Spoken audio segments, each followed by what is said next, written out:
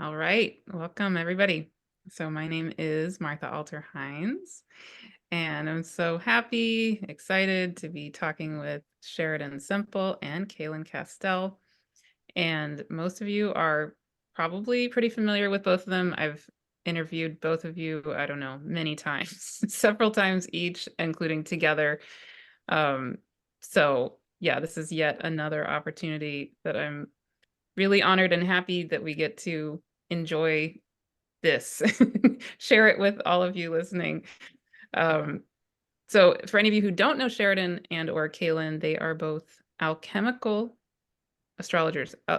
Is that how you phrase this term now? Alchemical astrology? Beautiful. Among many other things. And we're going to be diving into many layers of how Sheridan and Cayelin both approach astrology. But I also want to just give a little background on why I asked them to be part of a conversation together in this moment in January of 2024. And part of it is because I've been learning from both of them this past several months. So I enrolled in the two Venus courses that Sheridan and Cayelin hold together. And then I've also been, at the same time, I've been learning a lot. I've been learning a lot from just like, you can tell probably that my ninth house is very activated right now, including my Jupiter, which happens to be in my ninth house, is exceedingly activated right now. So I've also been taking the Star Alchemy classes, two of them with Cayelin and Eric Roth in the last several months. And so I'm absorbing Sheridan and Cayelin on many, many, many layers. And I'm loving it. And I, the big thing that I'm really hoping we can dive into right now is to use some of the current key transits coming up in the next few weeks. And the next few weeks are very powerful astrologically. And to specifically look at a couple of these key transits and how much more deep and rich it becomes when we begin to incorporate some of the layers of our relationship with the cosmos that in some forms of astrology maybe we don't focus on so much. So we're going to get into that in a second, but welcome. Thank you both so much. Be here with you, Martha. You're awesome. Well, Yeah. Oh my gosh. I love spending time with you. So thank you. With both of you. mm-hmm. Ditto to that. Yeah. All of that is mutual. So before we started recording, we were talking about, again, this is January 2024 is a very powerful month, and 2024 in general, I think, is very powerful. April 2024, maybe I would say, is the most powerful. Oh, it's another exceedingly powerful month. But even just the next few weeks are, have a lot going on. And so we had mentioned two transits in particular. Do either of you want to begin by talking about just the basics of what is alive for you in this next few weeks? And then we can go more deeply. Well, Sure. we can start with go the Venus moon conjunction that just took place yesterday at the time we're recording this, and how we track the Venus cycle through the story of the descent of Inanna into the underworld, where she's releasing and letting go of all the things that are in the way of her being her true self. Then she goes through a death process, and then she's reborn, and she reclaims a healthy relationship to all those energies through each of the chakra gates when she's ascending back out of the underworld. So that's the short version of that.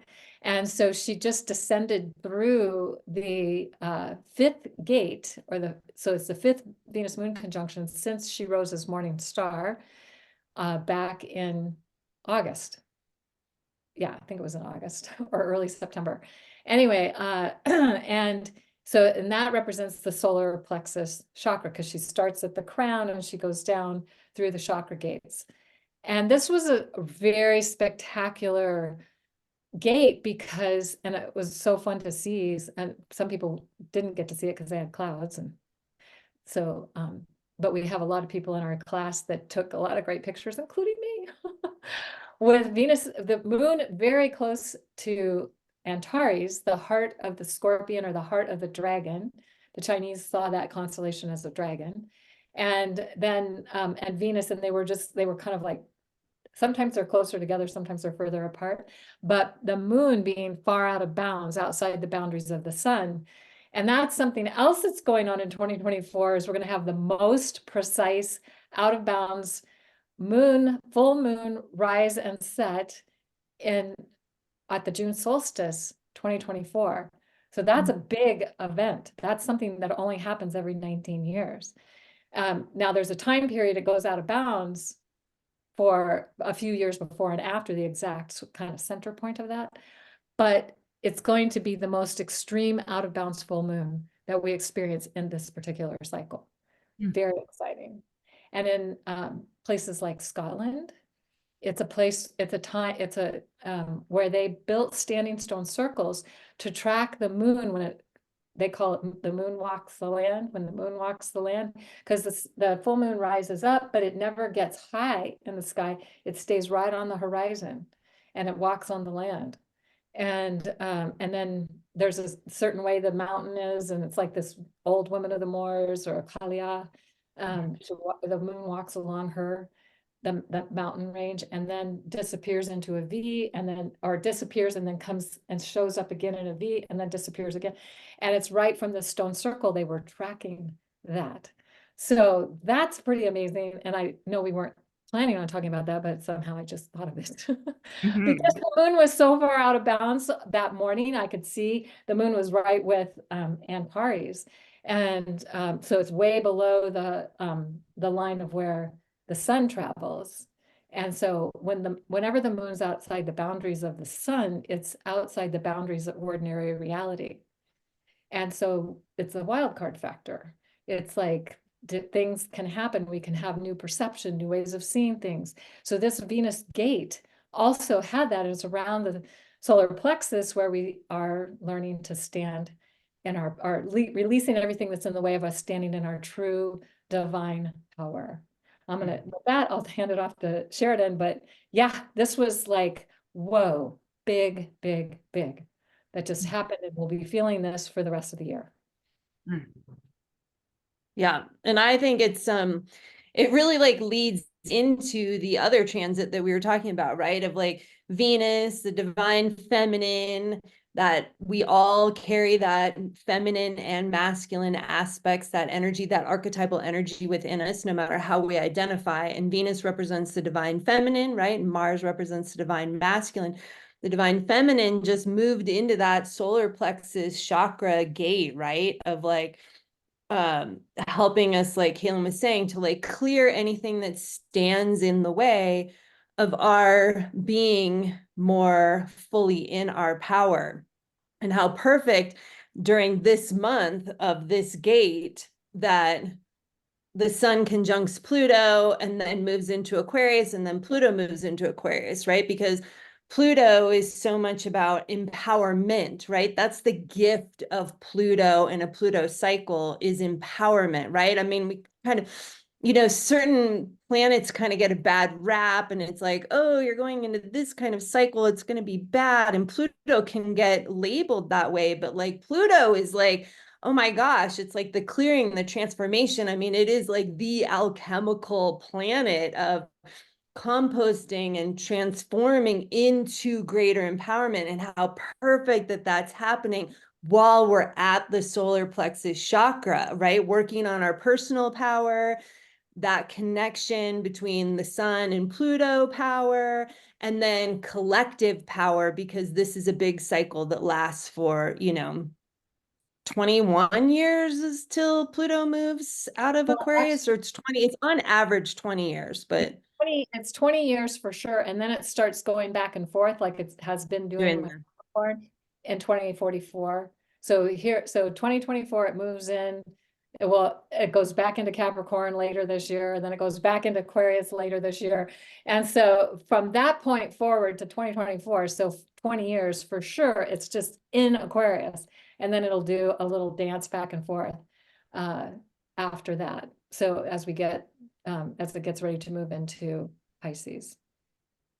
Which is Yeah. also a great point, because it's like these things take time to shift, right? It's not like, oh, the Sun Pluto conjunction on the 20th, which is a big deal because then it goes into Aquarius and then Pluto follows it all within, about a 12-hour period. But it's like the Sun is approaching Pluto, will be with Pluto, and then is separating from Pluto. Like these things, right? They're transition times rather than like 7:07 a.m. on the 20th is the only, time of this energy, right? So I like that what you're talking about, the shifting back and forth, because it's all a transition.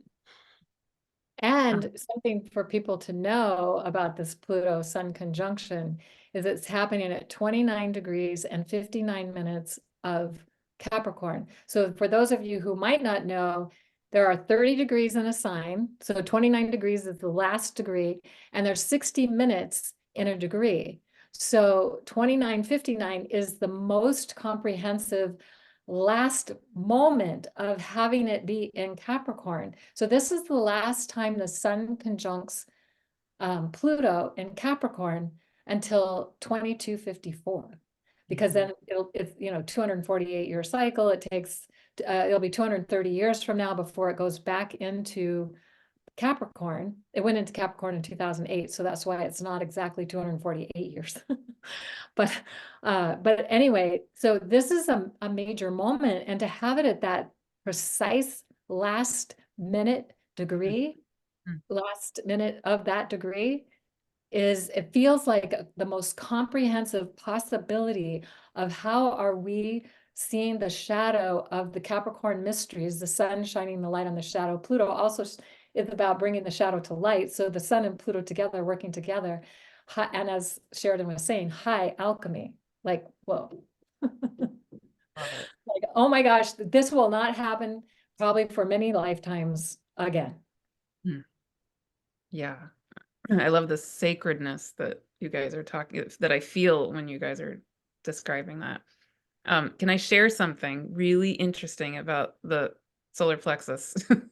my own solar plexus experience in the last week, actually. I wasn't conscious of the fact that the next gate for Venus was at the solar plexus, but just in the last the last 2 nights.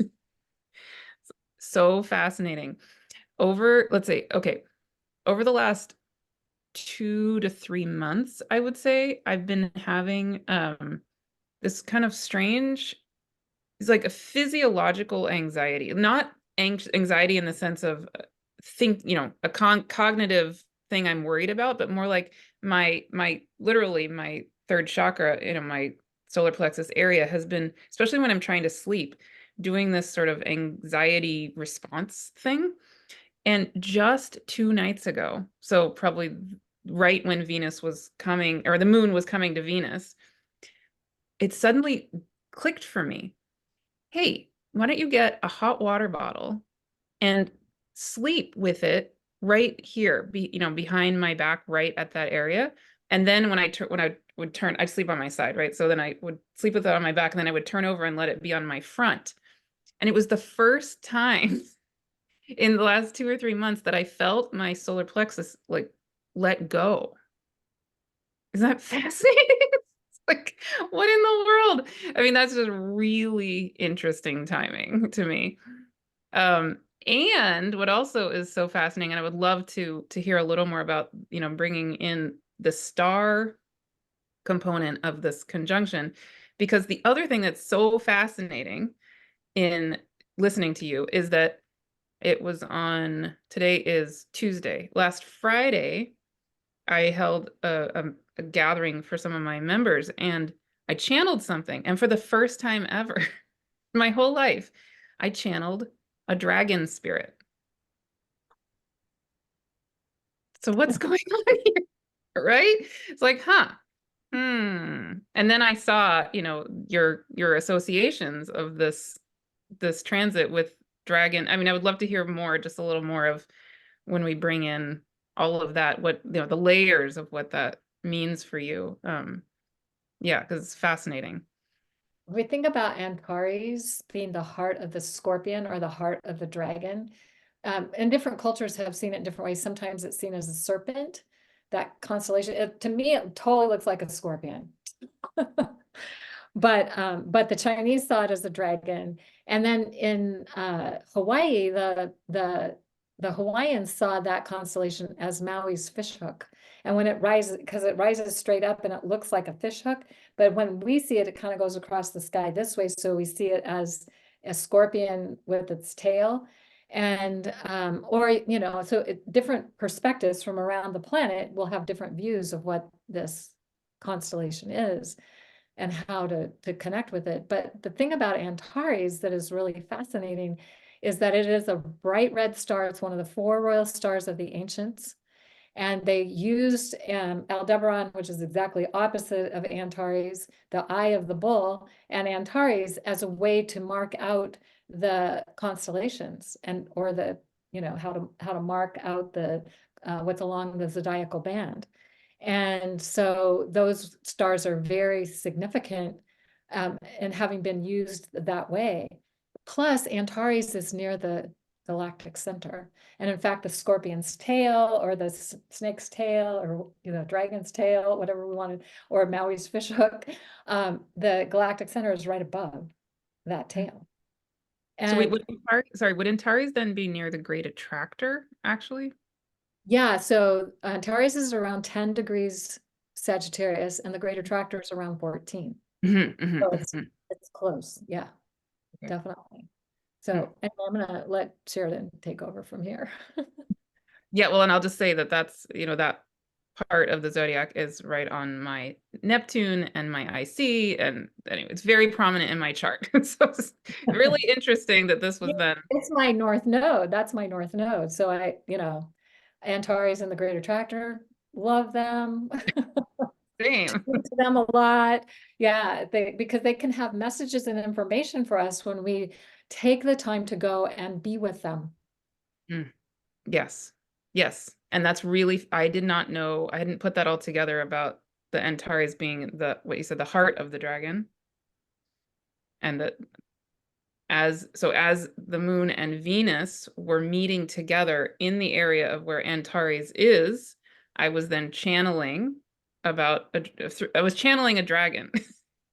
And one of the big things that came through in this channeling was the dragon had us basically embody ourselves as a dragon and feel all the chakras of what it would be to be the being of a dragon. And in particular, it was really focused on the heart and how the heart is a whole world.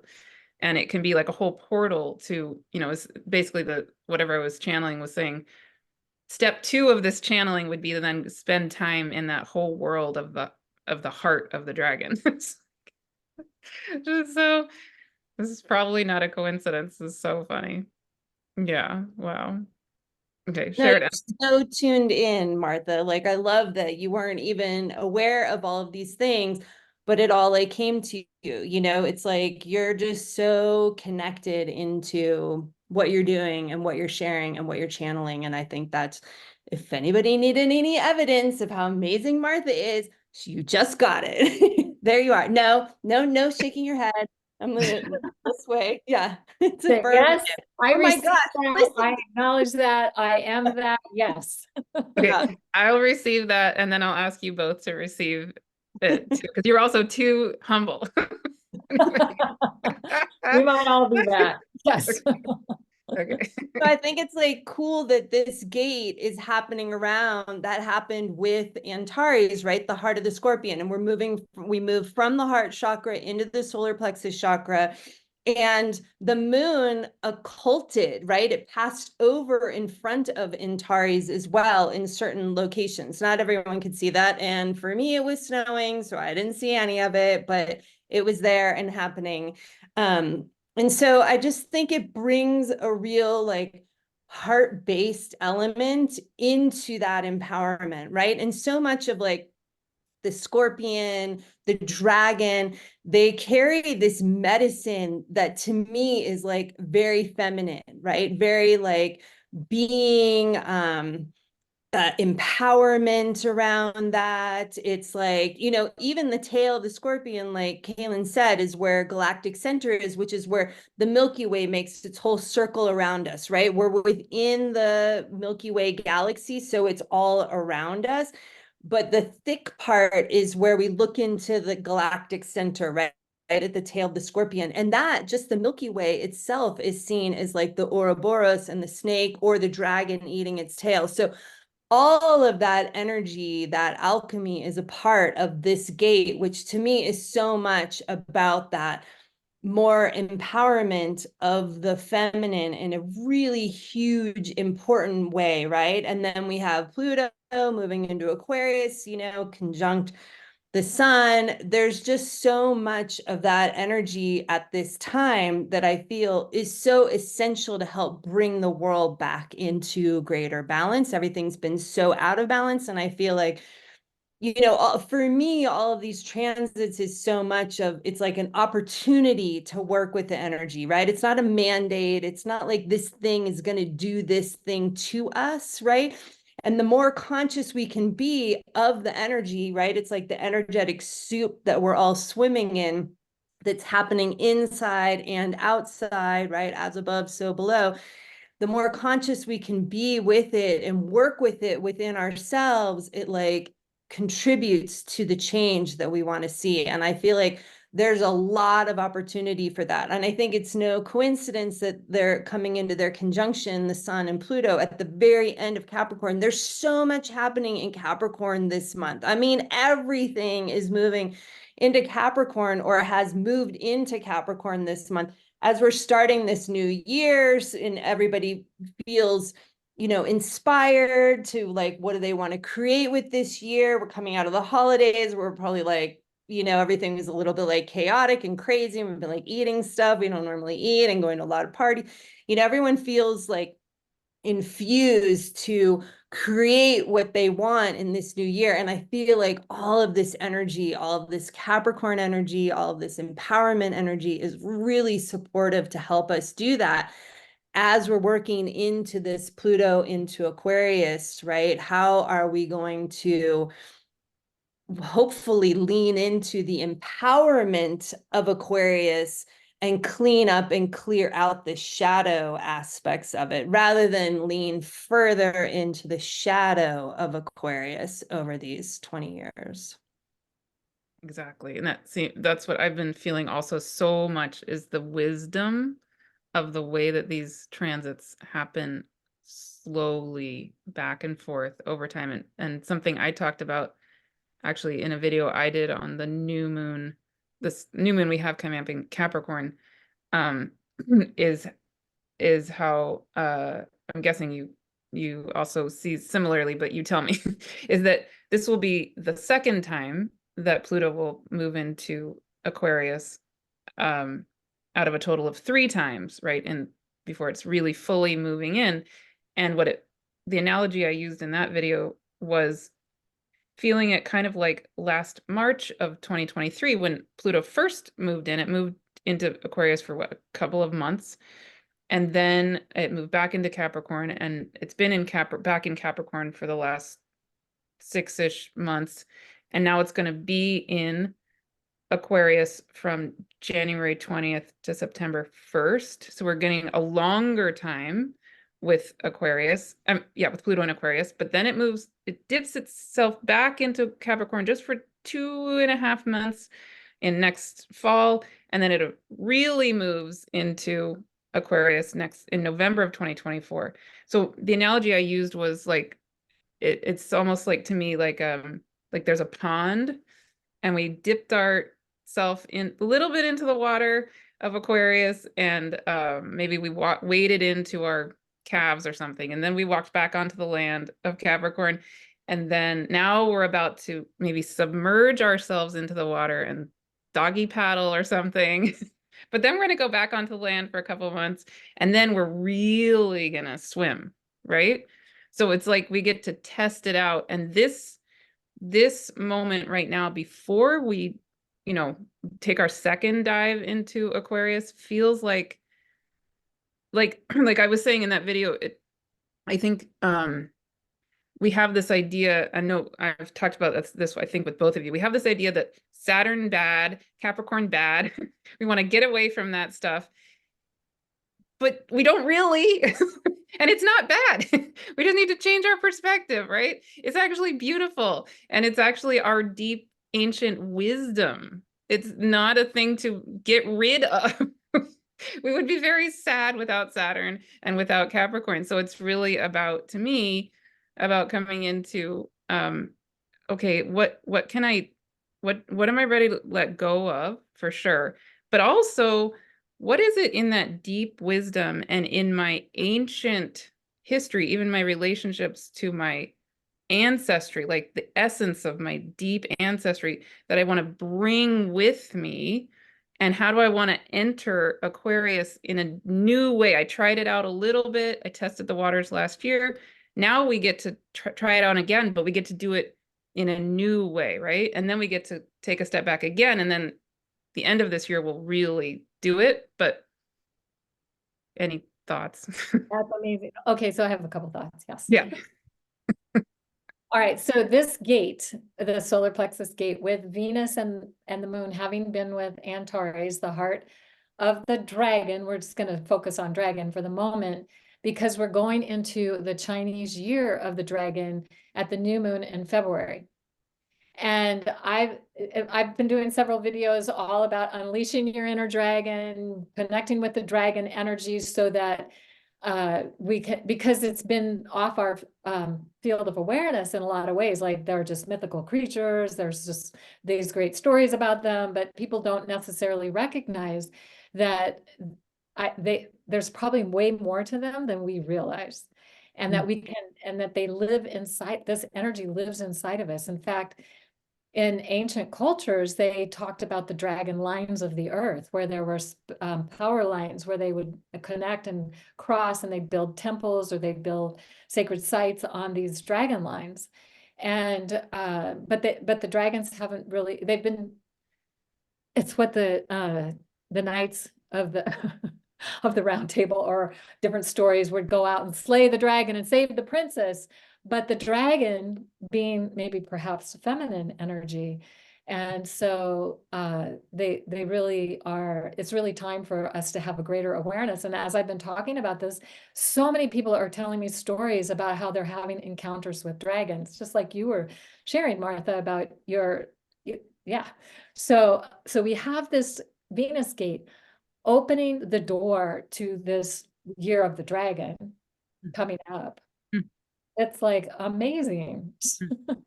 And I think when we're in our healthy, vibrant life force energy within our own bodies, the meridians and the ley lines in our bodies, the dragon lines in our bodies, it's like, how are we bringing that energy forth in the best ways possible, and recognizing where maybe we have beliefs, we have limiting things that are happening for us, and that now we have an opportunity to unleash the dragon energy within us in ways that haven't ever maybe been possible for eons of time. And now is the time. So that's what I'm thinking. Can I add in something? Yes. This is, oh, wow. See, this is part of why I am studying with both of you, because this is what keeps happening as I'm listening to all the things I'm listening to in your courses. I get these epiphanies, like it just clicked. It's like, how did I not know this? So, okay, you just added in a component to something I've already been feeling, but this is just adding in yet another beautiful layer. It's like fascinating. Okay, so one of the biggest overarching themes that I have been getting shown and told by the spirit world for 2024 is this opportunity, what they say, they're so adamant that we have this opportunity in this year to be coming into our ultimate divine blueprint on an energetic level. And what they show me over and over and over again is, it's like as though our energy being, in our energy being, it's like we have like wires, right? Like lines, like, well, we have the meridians, but we have energy wires in our being. And what they show me is that it's not a perfect analogy, but it's as though those wires have been like dormant Legos. So it's like all the building blocks have always been there, but it's in this year, for whatever reason, that a lot of us will be held in a way so that we can both be unhooking and letting go of those previous structures that don't serve, right? That maybe that part of that Capricorn energy that we're ready to let go of. But then as we're moving into, I think it's Pluto and Aquarius. I think it's the Jupiter-Uranus conjunction. I think it's also Chiron on the North Node. But now you're adding in this dragon energy. The dragon lines thing is adding in a whole other layer. It's that what they show me is that this year is holding space for those essentially, Lego blocks, but the energy lines to come actually into the formation that they're ultimately meant to be in as us. Yeah. So it's like if they're Legos, they've been, all of the Legos have been present our whole lives, our whole existence, but they've just been lying there dormant, and they're actually meant to be whatever, like a castle or like I don't know, an Elsa something, whatever it is. And so now this is in this year, we're getting held in so many ways. I think probably even beyond what I can conceive, or maybe we can conceive of with our intellectual mind, basically for the divine to hold space for the Legos to manifest into that structure of the whatever, the castle, the whatever, and actually become that ultimate divine blueprint that is us energetically. Yeah. Yes, yes, yes. How- Wow. And how like perfect that you're talking about this as like the Capricorn and Aquarius are happening together, right? Because that's what I'm hearing a lot in what you're saying, right? The Yes. ley lines, the Capricorn, the Aquarius kind of piece, the energetics, the chakra lines, the nervous system lines, right? And then the Capricorn piece of like the structure and like building that so that it does all come back into alignment, right? And just like you said, like, people look at like Saturn and Capricorn is like, oh, bad or boring, and Aquarius is, oh my gosh, but it's like we need them both, right? It's like if we want to step into that exalted side of Aquarius, it's like humanity, egalitarian ideals, right? We need to come all together into community and let go of those structures that have kept us separate and apart from each other, because Capricorn wants us to come into community and egalitarian ideals as well, because that's what makes the world sustainable for us, right? So it's like, I love that of like how the Capricorn mysteries are informing the Aquarian mysteries and vice versa, right? Because we need it all. And gosh, isn't it time for us to like all come into one human community together where I'm not better or less than you, and all of us rise together when we're together, right? The ultimate Aquarian perspective. So yay. And held by the Saturn, like Aquarian, but held by, yes. Yeah. Yeah. Totally And I just want to, embodied, right? Yeah, yes. coming into the earth and not just in the mind and out and spinning around. Yeah. Well, they work together, because if you have the great idea, you need to have the ability to put that idea into form. Capricorn can put it into form. Aquarius can have that expanded vision, and then it can actually become manifest in this reality. So they work together when they're in their healthy expression, not their shadow side. Yeah, actually, I just made a video yesterday where I was talking about this, and people were like a little confused because people are so upset by Saturn and so upset by Capricorn. I think it took a few people a little moment to be like, wait, really? But the analogy I used yesterday was like maybe you could think of Uranus Aquarian energy being like the visionary architect, right? And then Saturn, but if you only have the vision and the blueprint, you're just going to be sort of an idea. We're here on the earth, and so we need that Saturn Capricorn to actually be present with the vision and work, infused with the vision. And we need to hold space. We need to hold that Saturn reality very, very lightly and give it the freedom and the space to breathe, to change on a very subtle level, moment by moment by moment by moment. So it's not just stuck. But that's the Uranus infusing the Saturn energy. Yeah. If we think about how patriarchy has created a way for us to see reality and to experience reality, and that we're not good enough, we're not smart enough, we're not enough, we've got to prove ourselves, and we need to work really hard to do that, which is not the essence of Capricorn. Mhm. Capricorn is like, how do we do it in the most effective, efficient way to get the best results?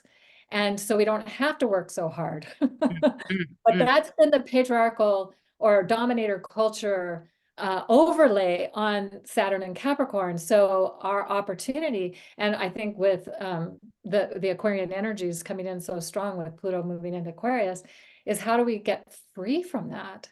And then be able to see, there were cultures that could work 15 hours a month to provide for all their needs. The rest of the time was creative, ceremonial, community, having, interaction and fun and play, because that's the essence of Capricorn, not the hard work and it's difficult and you're not smart enough or good enough or enough in any way and whatever that's about. It's just, that's how we've been trained. And so we're letting go of that old perspective so we can move into a time where we can have way more fun and do it in a way that all our needs are met and everything is sustainable in the process.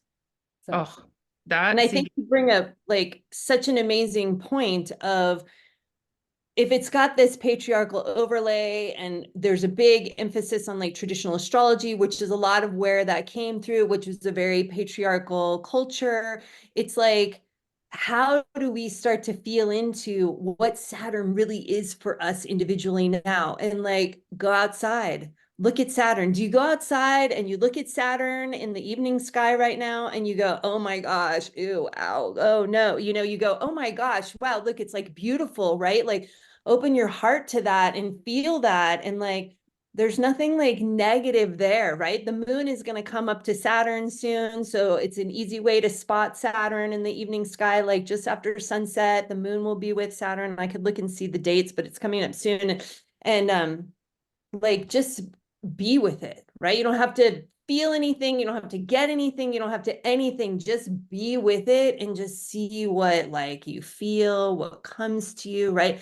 Develop a living relationship with these planets, with the sky, and that'll take like that fear, and that overlay will go away, because you cannot go out and see Saturn in the sky and feel anything other than just like love and abundance and beauty and joy, right? I got to see Saturn through a telescope for the first time in November, and I was astounded. It really does have rings.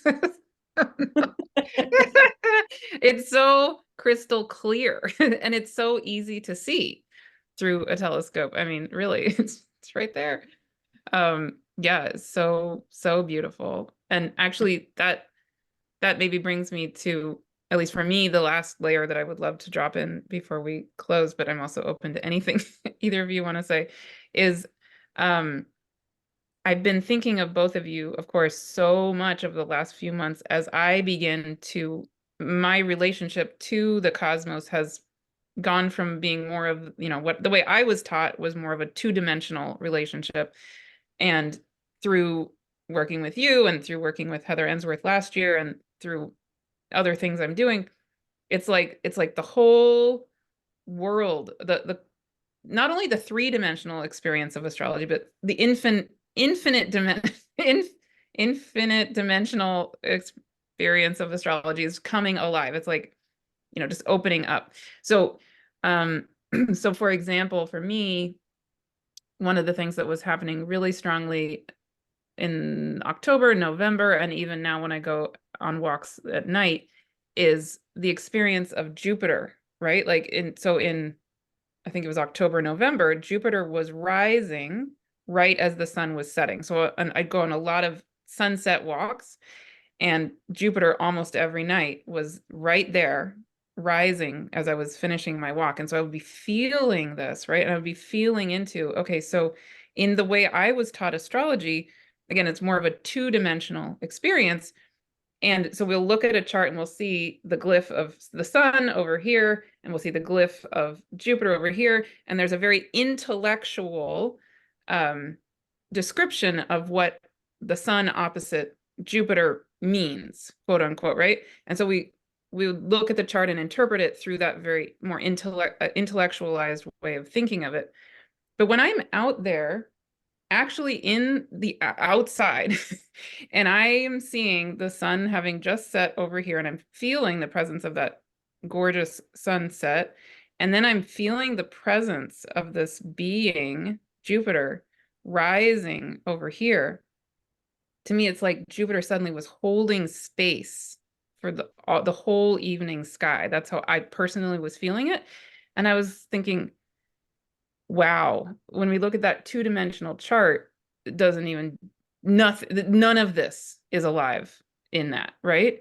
So I would love to, you both have so much more, so much more experience than I do with that reality and that personalized experience. I don't know if there's something you each would want to say about any of that. Feel free. Sheridan? I would just say, just go and be outside with it, right? It doesn't, so there can be kind of a pressure, like, you don't have to get all the meaning. You don't have to have like a channeled message. You don't have to, you know what I mean? It's just go and be present with it. That's what our ancestors were doing. And you could do that for years. And that is your ceremony, right? That is the ceremony, is being present. You don't even have to know where everything is, but there's a ton of apps you could get to look and figure that out. But if just over time, like the way I started doing it was I just slept in my yard in the summers, because you wake up when you roll over and you're like, whoa, look how far the moon has moved, and like, oh my gosh. And then, you know, you start to develop this relationship and this connection to how the earth is turning and what that means for you, and a visceral feeling. And that's the only place I think you need to start with it, is just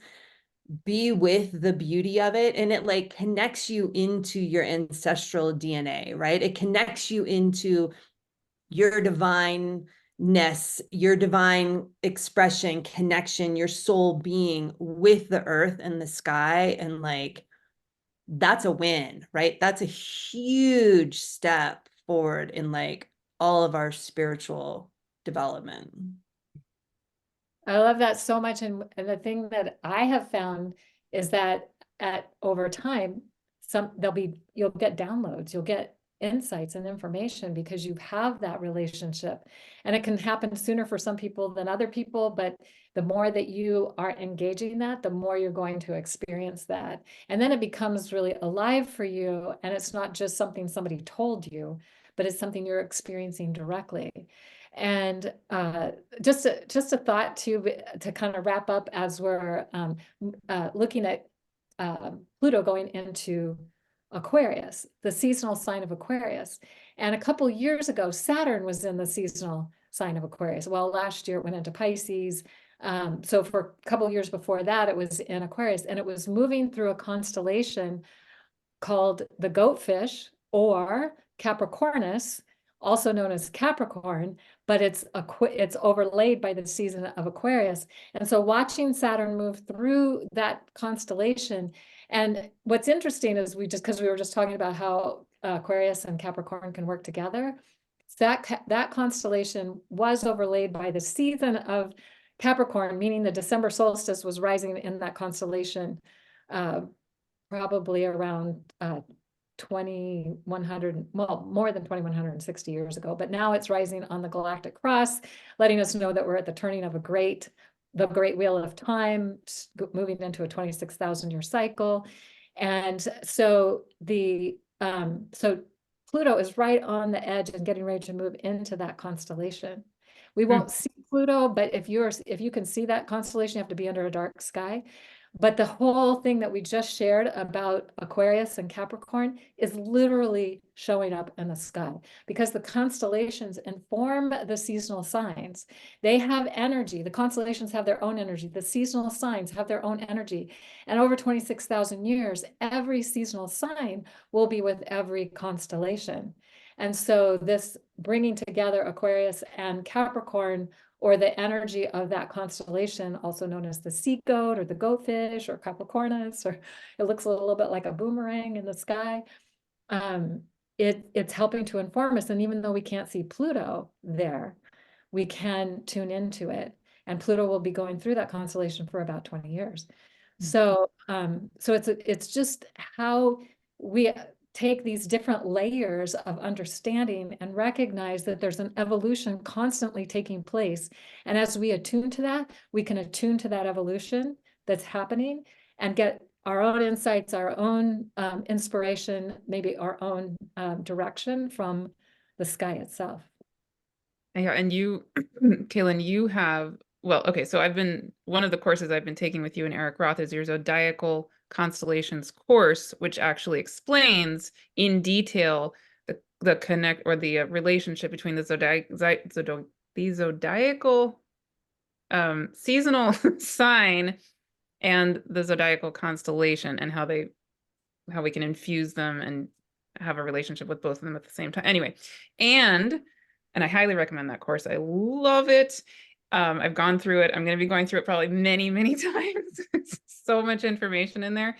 But you also have a free video, which I've shared with all of my students, because it's amazing. And it's a very simplified yet very dense and highly informative video on the difference between, tell me if I'm getting this wrong, the difference between the the seasonal signs and the constellations, right? It has a lot of views, many, many, many views, because it's amazing. It's a 15-minute video, and I'll put it in my show notes. And if you want to put it in your show notes, that'll be great. Yeah. And it's a 15-minute, like lots of visuals of why this is happening and how it's happening now. So yeah, beautiful. I love that video, and I probably will watch it many times myself. Yeah, great, beautiful. And I want to throw in one other thing about both of you that I appreciate so much, and then I think actually speaks to this Saturn, Uranus, Capricorn, Aquarius dance, and like the meeting of the two, is another thing I really highly value myself, and I appreciate about both of you so much, is that when you are holding space for people in general, when you're holding space for our relationship with the cosmos and with astrology, you do it in a way that gives space for people to be themselves, right? And to have their own way of being with these things. So something that my Venus in Aries really needs, and I have a pretty strong Uranus in my own chart. I need that space to do it my way, and I feel that with both of you so strongly, and that's not something I take for granted at all. So I just want to name that. That's, I really, really, really, really personally appreciate that, and I'm grateful you hold that in. It's great to get that reflection back, because that is, of course, our intent. Yeah, and I feel like it's working. Yay. What'd you say? I said it's good that it's working. Yay.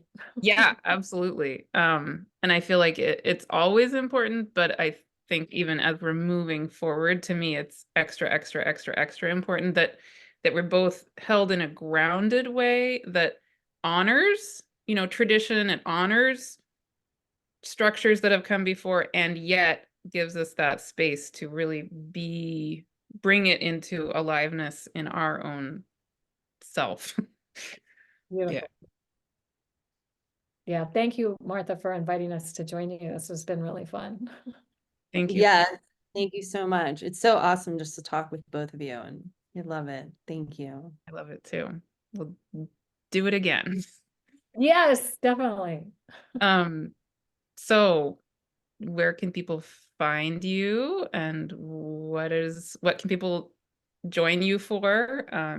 What's available?